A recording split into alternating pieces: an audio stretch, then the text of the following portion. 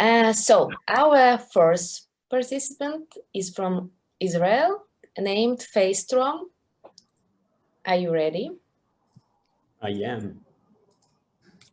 Good. Yeah, Please. so nice to meet you all. I'm Ido, I'm the founder and CEO of Facetrom. And we are a fintech insurtech company that's come to help unbanked people get services from the financial institute and the insurance companies. Today, for example, in India, every day 4,000 people die because of a lack of medical treatment or poverty, and they cannot get services from the companies and get, for example, loans.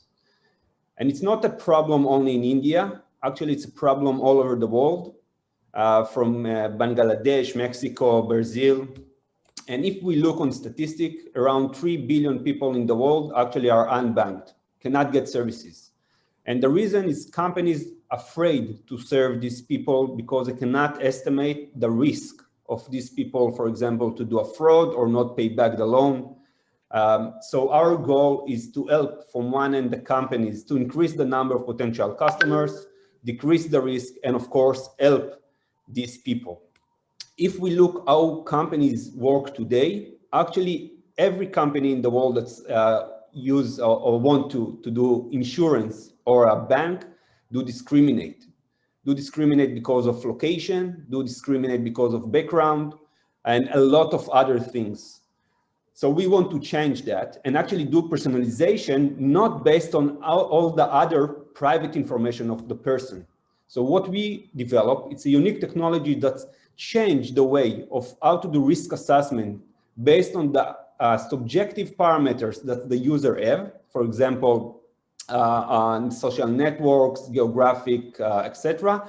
And we do a risk assessment only from a selfie, only from a single point of data. We do a risk assessment. So how we do that? We take the selfie that's already exists through the KYC process of the company. We extract a lot of biological indicators from the face. We use a lot of equations, mathematical equations, no discriminate, no private information sharing. We don't really take the name, social number, phone number, nothing like that. And of course, raise the photos. We don't really use the photos, and it's black and white photos, so no discriminate. And we succeed to predict in 94% who is probably will not pay back the loan because of fraud or any other reason.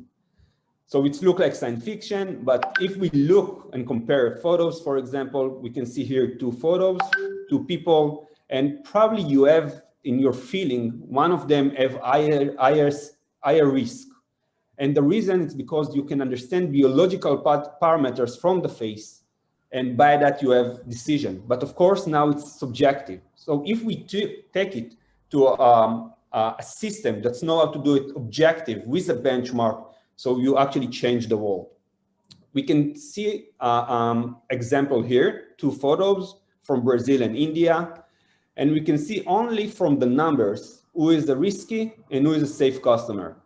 So in this case, we have a threshold. Above the threshold, we can see that probably this person will be a problematic, below is a safe customer.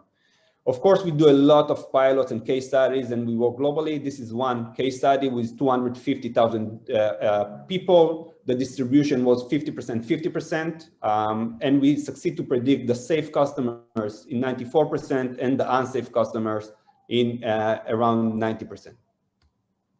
From technology side, it's very, very easy. API, without any private information. The analyzing of the photo take us less than 30 milliseconds, and we send the result. And we work by annual license. So every time we get a lot of photos, it's going to be globally. We work and we collaborate with a lot of universities, some of the Ivy Leagues that we work very close. The team, or a special team from photogrammetry. Uri was the chief scientist of a company that was acquired by the Israeli aerospace industry, and he published more than 80 articles and patents about computer vision and AI.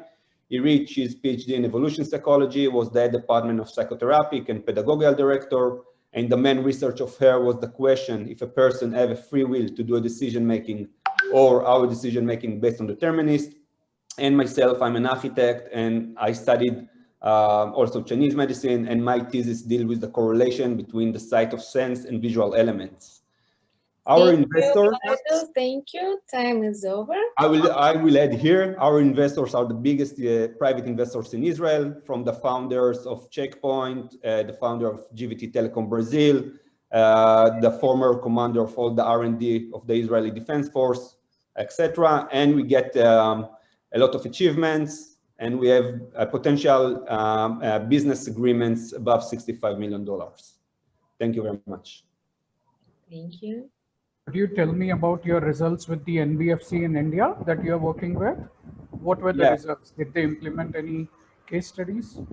Yeah, we work with one of the biggest NBFC in India. We collaborate with them. They serve more than 50,000, they give more than 50,000 loans every day. And they serve another 30 Are these microfinance loans? It depends how you describe micro. In every places it's different micro. They give around $200 up to $1,000. Right. And what were the results like? Up to today, above 86% accurate. Sorry. How long have you been conducting these tests with the NBFC in India? We collaborate with a lending platform in the last 6 months, and with the NBFC in the last 3 months. And we have they are design partners with us. So all the time we share information between us and the NBFC.